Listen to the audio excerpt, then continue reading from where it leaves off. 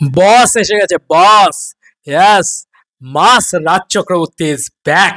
তার সঙ্গে সঙ্গে কথা বলবো SSMB 29 এর টাইটেল এবং কখন আসতে চলেছে টিজার, মানে 3 মিনিটের যে ডিউরেশনের টিজার সেটা কখন আসতে চলেছে। তো এই সব বিষয় নিয়ে আলোচনা করবো এই ভিডিওটা, আশা করি খুব খুব ইন্টারেস্টিং হতে চলেছে। বাংলার SS রাজামৌলিকে নিয়ে একটুখানি কথা হোক। Yes, Raj Chakraborty is a mass mass mass mass mass মাস।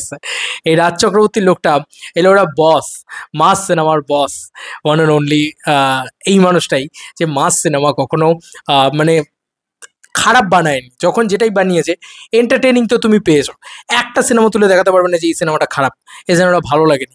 রাজ চক্রবর্তীর এই সিনেমাটা পার্টিকুলার এই একটা সিনেমা যেটা আমার ভালো লাগেনি, এটা বলতে পারবে না তুমি। রাজ চক্রবর্তীর each and every film should entertaining and a good film. এটা এটা যে কোনো সিনেমা তুলে দেখানো। যাই হোক, আজকে রাজ চক্রবর্তী এটা পোস্ট করে দিয়েছে। স্বয়ং অনিমেষ দত্ত লুক তিনি রিভিল করেছেন এবং বড়মার মন্দিরের ওখানে শুটিং হয়েছে। তো সেই শুটিং দৃশ্য কিন্তু অলরেডি লিক হয়ে গেছে রীতিমতো, মানে রীতিমতো অ্যাকশন করছে অন রোড। ঠিক আছে, ইয়ে শাশ্বত চট্টোপাধ্যায়, থ্যাংক ইউ মৈনাক আমাকে পাঠানোর জন্য এই জিনিসপত্রগুলো। ব্যাপক লাগছে, ব্যাপক লাগছে। আর শাশ্বত চট্টোপাধ্যায় সেই মানে এবারের গল্প কিন্তু সম্ভবত মাওবাদীকে কেন্দ্রিক করে হতে চলেছে। গল্পটাও কিন্তু খানিকটা হলেও বোঝা যাচ্ছে। শুটিং ফুটিং দৃশ্য ফিশ্য পুরো লিক হয়েছে এবং এই লিক মানে এই দৃশ্য লিক করার মোমেন্ট কিন্তু অ্যাকচুয়ালি দর্শক দেখেছে। তো আমার মনে হয় যে ইচ্ছা করেই হয়তো লিক আরও বেশি করে করানো হবে, ঠিক আছে, আরও হাইপ বাড়ানোর জন্য ব্যাপারটা। এবং এটাও সিরিজ হিসাবে আসছে, এটা নিয়ে তো কোনো সন্দেহ নেই। তো এখানে শাশ্বত চট্টোপাধ্যায় যেভাবে অ্যাকশন ইত্যাদি করছেন, দেখবে মুখে গামছা বেঁধে রয়েছে। এবারে হয়তো ওই মাওবাদী, আর মাওবাদী জিনিসটা রাজ চক্রবর্তী এত ভালোভাবে ফুটিয়ে তুলতে পারে। মাওবাদী বললেই আমার দুই পৃথিবীর কথা মনে পড়ে। আর রাজ চক্রবর্তী এত ভালো ভালো ডায়লগ দিয়েছিল যে যখন আমি বিপদে পড়েছিলাম তখন আপনি আসেননি। তো এই কথাগুলো এত সুন্দর করে বলেছিল, তা আমি তো চরম এক্সাইটেড। ওই জন্য আমি টেমপ্লেটটাকে এরকম করে রেখেছি, ব্ল্যাক অ্যান্ড হোয়াইট দিয়ে, মানে কালারিং ইয়ে করে। কারণ মানে প্রলয় মানেই হচ্ছে এরকম ঝড় ওঠার মতন। যাই হোক, তো এখানে দেখো কীরকমভাবে শুটিং হচ্ছে, প্রতিটা মোমেন্ট পাওয়া গিয়েছে। স্বয়ং শাশ্বত চট্টোপাধ্যায় তিনি লিড হিরো। আমরা নাকি সেলিব্রেট করছি, আমরা চিৎকার করছি, কেন জানো? কারণ ডিরেক্টরের নাম রাজ চক্রবর্তী। ঠিক আছে, মানে আনবিলিভেবল যেভাবে অ্যাকশন ইত্যাদি হচ্ছে, তুমি দেখো জাস্ট, লাইভ অ্যাকশন হচ্ছে ভাই, হেভি অ্যাকশন হচ্ছে। আর অডিয়েন্স চিৎকার করছে, অডিয়েন্স ইয়ে করছে, চিৎকার করছে। যাই হোক, এই এই শুটিং দৃশ্যগুলো তো ভাইরাল হয়েছে। টোটো অটো যাচ্ছে চারপাশ দিয়ে, তার মধ্যে অ্যাকশন হচ্ছে। তো এবারে একদম নৈহাটির ব্যাকড্রপই দেখানো হবে, আই হোপ। এবং স্বয়ং রাজ চক্রবর্তী এইটা পোস্ট করেন সকাল সকাল। এটা হচ্ছে ইয়ের পোস্টটা আর কি, অনিমেষ দত্তর লুকটাকে রিভিল করেছেন তিনি, যে অনিমেষ দত্তর লুক কি থাকতে চলেছে। এবারেও কিন্তু আগের বারের লুকটাই থাকতে চলেছে, একদম পাকা, এখান থেকে কাটা চুল। মানে আগের বারের থেকে এবারের টাইম লাইনে খুব একটা ডিফারেন্স হবে না। মানে প্রলয় থেকে আবার প্রলয়ের যে টাইম লাইন ডিফারেন্সটা, সেটা অনেকটা, কিন্তু এখন কিন্তু আর সেটা হবে না আমার মনে হচ্ছে। আর অলরেডি সেরকমই লুকটা রয়েছে যেটা আবার প্রলয় ফার্স্ট সিজনে ছিল, যে চুলটা এরকম ছোটো করে ছাঁটা এবং গোফটা এত বড়। এই লুকটাই কিন্তু আবার প্রলয়তে ছিল এবং এই লুকটা এখনও রয়েছে। হেভি লাগছে ভাই, হেভি লাগছে। শাশ্বতবাবু এই চরিত্রটা আইকনিক একটা ক্যারেক্টার। অনিমেষ দত্ত আমাদের প্রত্যেকের পছন্দের চরিত্র। রাজ চক্রবর্তীকে নিয়ে একটুখানি কথা বলছি। ভাস্বতী দিয়ে আবার লিখেছে, আবার আসছে আবার প্রলয় সিজন 2 রাজ চকো।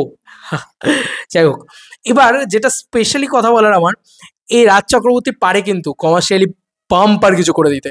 সিরিয়াসলি আমার দেখে যখন আবার প্রলয় দেখছিলাম, লাস্টে ওই না না না রে না না না নে না নে না না না, এবার একটা মিউজিক ছিল, মিউজিকটা পর্যন্ত মাথায় বসে আছে।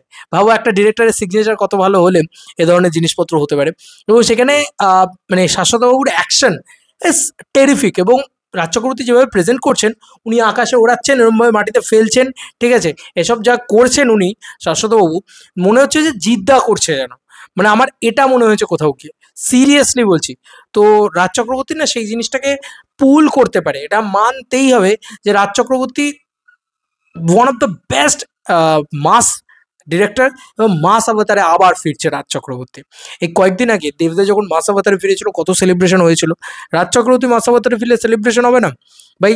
মোবাইলে দেখি, টিভিতে দেখি, যেভাবেই দেখি না কেন ভাই, এইটা দেখে মস্তি পেয়ে যাবো। পার্ট 2টা দেখেও মস্তি পেয়েছিলাম, পার্ট 1টা তো নেক্সট লেভেলে মস্তি দিয়েছিল, যে উনি ম বলেন না, উনি ক বলেন, ঠিক আছে, দারুণ দারুণ ডায়লগ ছিল। তো রাজ চক্রবর্তী আবার কিছু আইকনিক ডায়লগ দিক, যেগুলোতে আমরা পাগল হয়ে যাবো, ঠিক আছে। মানে আনবিলিভেবল জিনিসপত্র হচ্ছে, এবং অ্যাকশন ইত্যাদি যেভাবে করেছে এবং যেভাবে নৈহাটিটাকে ব্যবহার করছে, আমার মনে হচ্ছে যে এবারে কিন্তু গল্পটা আমাদের এদিক চত্বরেই আসবে।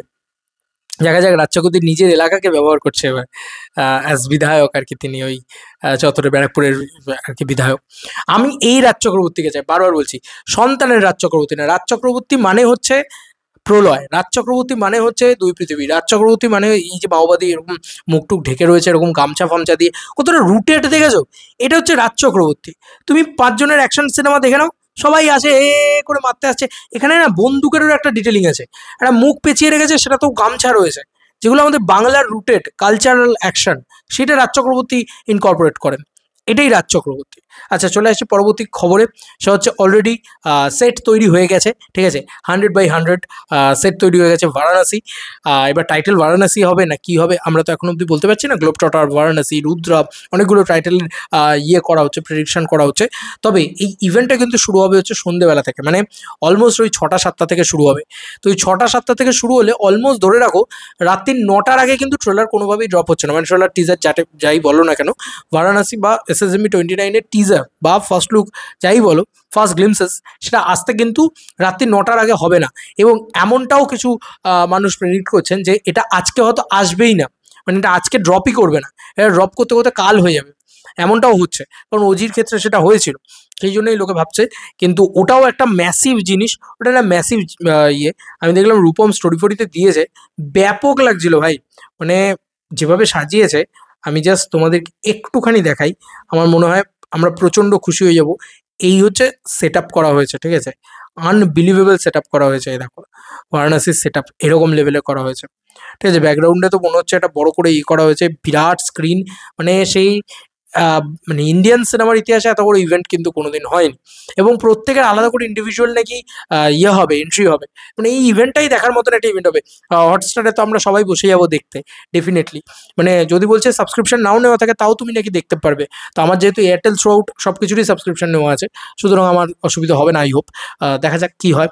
মানে আমি সত্যি বলছি এক্সাইটেড আছি এই ইভেন্টটাকে নিয়ে। এই ইভেন্টটাকে সত্যি সব ভাষায় ডাব করে দেওয়া হবে, নাকি ইভেন্টটা একদম মানে তেলেগু ভাষাতেই হবে, আমরা হাঁ করে বসে থাকবো, কিছু বুঝতে পারবো না, আমি সত্যিই জানি না। গ্লোব ট্রটারের হ্যাশট্যাগ গ্লোব ট্রটার রয়েছে, দেখা যাক এটার মানে এইটার ফার্স্ট গ্লিমসেস যেটাই হবে, আজকের দিনটা একটা ইম্পর্টেন্ট দিন হয়ে রয়েছে একদম। রাজামৌলির কোনো কাজ আসছে, তার সাথে আবার মহেশবাবু এন্ট্রি ইত্যাদি হবে। তো ন্যাচারালি কোনো ট্রেলার লঞ্চ ইভেন্ট যেরকম হয়, তার থেকে হয়তো সামথিং বিগ, সামথিং স্পেশাল হবে, কারণ স্বাভাবিক, মানে ইন্ডিয়ান সিনেমা সব থেকে বড়, মানে সব থেকে বড় ইন্ডিয়ান সিনেমাটা আসতে চলেছে। কেউ কেউ তো বলছে 1500 কোটি টাকা বাজেট, কেউ কেউ বলছে যে মিনিমাম বাজেট 1200 কোটি টাকা। তো বুঝতে পারছো যে সব থেকে হাই বাজেট সিনেমাটা কিন্তু বাংলা বলতে বলতে হয়ে গেছে, ওটা ইন্ডিয়ান সিনেমায় আর কি সব থেকে বড় বাজেটের ছবিটা আসছে। আশিস চাঞ্চালিকে দিয়ে দেখলাম প্রমোশন ইত্যাদি করিয়েছে, মানে ব্যাপক ব্যাপক। আর রাজামৌলি জানে কিভাবে প্রচার করতে হয়, তো আমার মনে হয় উনি কোনো ডেট মানে টাইম তো আর বেঁধে দেননি এখন অবধি, তবে আমার মন বলছে যে উনি বেলার ভিতরেই নিয়ে আসবেন, মানে 8টা-9টার ভিতরে উনি কিন্তু নিয়ে আসবেন। 9টা হচ্ছে একটা কিওরেবল টাইম, একটা একদম পরিষ্কারভাবে বলে দেওয়া যে হ্যাঁ এই টাইমে 9টায় আসলে আসতে পারে, আদারওয়াইজ আর রাত্রির হয়তো হবে না, পরবর্তীকালে পরের দিন আসবে। কিন্তু 9টা, আমার মনে হয় 9টাতেই উনি নিয়ে আসবেন, কারণ বা আজ রাত্রেই উনি নিয়ে আসবেন, যত রাত্রেই হোক না কেন, কারণ উনি কথা রাখতে জানেন। উনি অন্যান্য ফিল্ম মেকারদের মতন নয় বলেই উনি প্রমোট করেন, সবাই মুখে বসে থাকবে, সারা ইন্ডিয়া বসে থাকবে, উনি সোশ্যাল মিডিয়া বা অনলাইনে ড্রপ করবেন না, এটা করবেন না উনি। আমার এটা কোথাও গিয়ে বিশ্বাস এস রাজামৌলির ওপরে, এবং বিশ্বাসও আছে যে ভালো ডিরেক্টর। তো দেখো, একটা পোস্টার খারাপ এসছে মানে এমন নয় যে টিজারটা খারাপ হবে। 3 মিনিটের টিজার ডিউরেশন, হিউজ কিছু হতে চলেছে। এবং রিলিজ টাইমও নাকি দুটো জানা গিয়েছে, একটা হচ্ছে 25শে মার্চ 2027 এবং আরেকটা হচ্ছে 27শে মার্চ 2027। এবার দেখা যাক যে কোন রিলিজ টাইমটাকে, সেই রিলিজ টাইমটাও নাকি দেখিয়ে দেওয়া হবে আজকে টিজারের ভিতরে, এমনটাও রিপোর্টস আসছে। তো এই ছিল এখনকার মতো লেটেস্ট ভিডিও।